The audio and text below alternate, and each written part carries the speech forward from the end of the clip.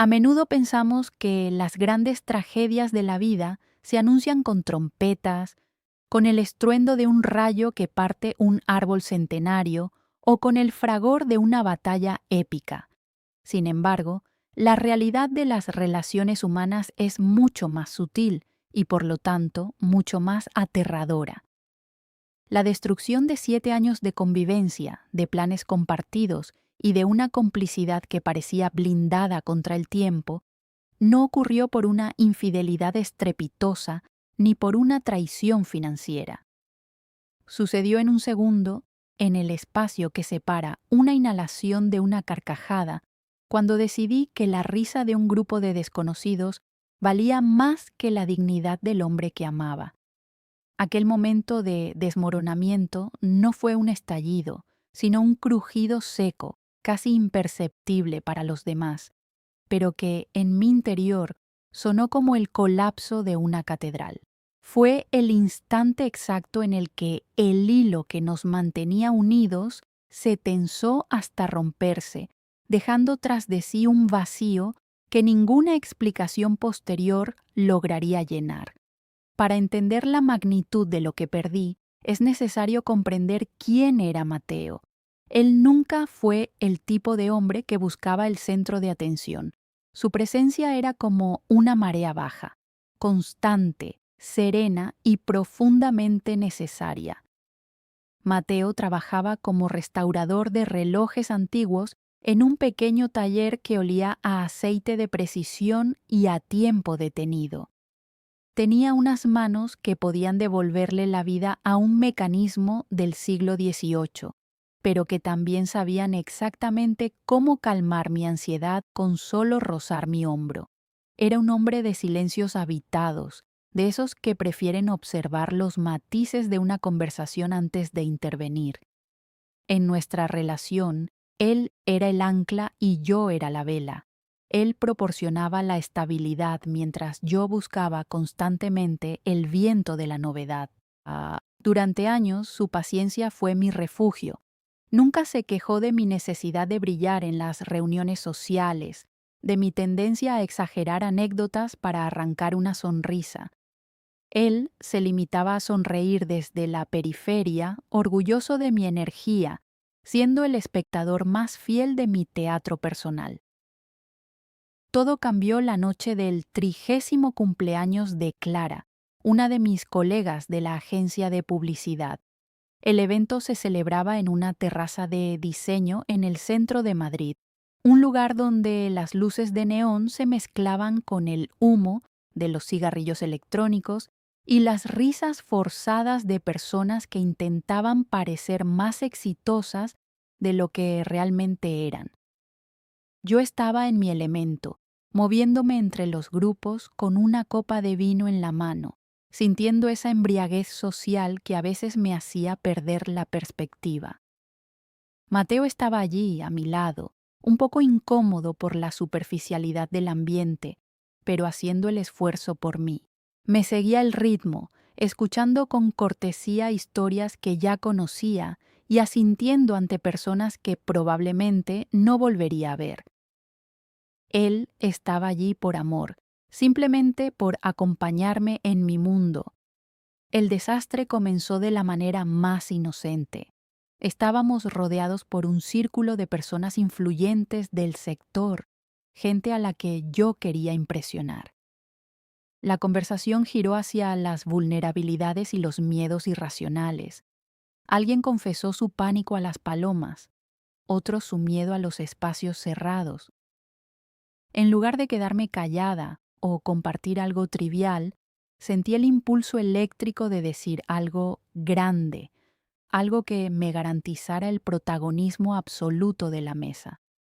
Sin pensarlo, con una ligereza que todavía me produce náuseas recordar, saqué a la luz el secreto más profundo y doloroso de Mateo. Era algo que él me había confiado en la oscuridad de nuestra habitación, años atrás, con la voz quebrada. El trauma de una humillación infantil relacionada con su tartamudez, un fantasma que había logrado vencer con terapia, pero que seguía siendo su herida más abierta.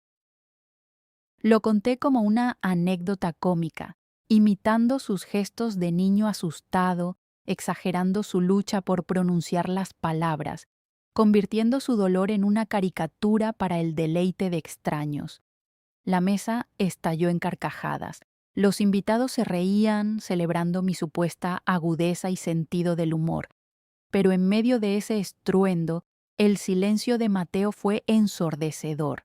No se rió, no me miró con reproche. Simplemente se quedó petrificado, con la mirada fija en su vaso de agua. Fue una fracción de segundo, pero en sus ojos vi cómo se apagaba una luz que había brillado para mí durante casi una década. Había expuesto su alma, su parte más frágil, para comprar 5 minutos de relevancia social. El costo de aquella risa fue su confianza, y en ese mismo instante supe que lo había perdido. El aire en la terraza se volvió pesado, irrespirable. La música siguió sonando, pero para nosotros, todo el ruido del mundo se había desvanecido, dejando solo el eco de mi propia traición. Salimos de la fiesta poco después. El trayecto hacia el coche fue una tortura de pasos que resonaban contra el asfalto frío. Madrid, con su bullicio nocturno, me parecía ahora una ciudad hostil. Al llegar al parking, el frío de la noche me golpeó la cara, pero no era nada comparado con la frialdad que emanaba de Mateo. Intenté romper el hielo, quise decir algo gracioso para suavizar la situación, pero las palabras se me quedaron atascadas en la garganta. Él caminaba a una distancia prudencial, no por enojo explosivo, sino por una retirada emocional absoluta. Al entrar al coche, el espacio cerrado amplificó el vacío. Me di cuenta de que no había vuelta atrás. La comprensión de lo que había hecho me golpeó con la fuerza de un martillo. No solo me había burlado de él, sino que había invalidado su seguridad a mi lado. Había demostrado que su vulnerabilidad no estaba a salvo conmigo. En el reflejo del parabrisas, vi mi propio rostro y no me reconocí. Vi a una desconocida que había canjeado la lealtad por la vanidad. Al llegar a casa, intenté disculparme. Mis palabras eran rápidas, atropelladas, llenas de excusas sobre el alcohol y el ambiente de la fiesta. Fue solo una broma, Mateo, no significaba nada, dije, mientras él se quitaba la chaqueta con una parsimonia que me helaba la sangre. Entonces, él se detuvo y me miró directamente. No había odio en sus ojos, solo una claridad cortante y definitiva. No fue una broma, Elena, dijo con una voz tan tranquila que dolía. Fue el momento en el que me di cuenta de que para ti soy un recurso, no una persona. Usaste mi dolor para adornar tu ego. Y lo peor no es que lo hicieras, sino que ni siquiera te diste cuenta de que me estabas rompiendo mientras lo hacías. Esa frase cortó el aire como una cuchilla. No hubo gritos, ni platos rotos, ni portazos. Hubo algo mucho más letal, la honestidad brutal de alguien que ya no tiene nada que perder porque ya lo ha perdido todo. Esa noche dormimos en la misma cama, pero entre nosotros se extendía un océano de kilómetros.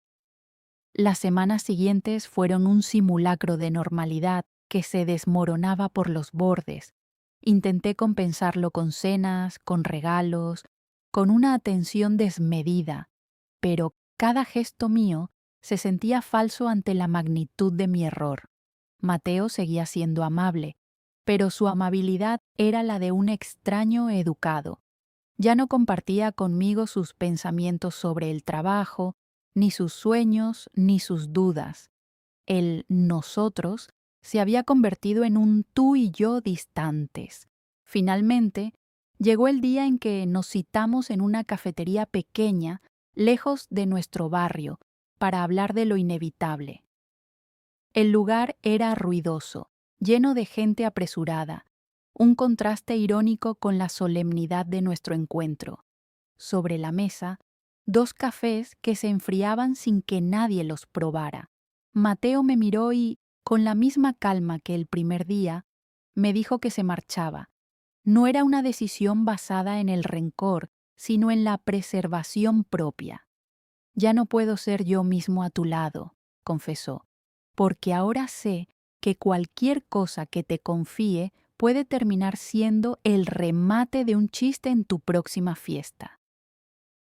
Verlo levantarse y caminar hacia la puerta de la cafetería fue ver cómo se cerraba el libro de mi vida más feliz. El sonido de la campana de la puerta al cerrarse tras él fue el punto final. Me quedé allí sentada, rodeada de desconocidos, dándome cuenta de que había destruido lo más valioso que tenía por algo tan efímero y barato como la aprobación de gente que no me importaba.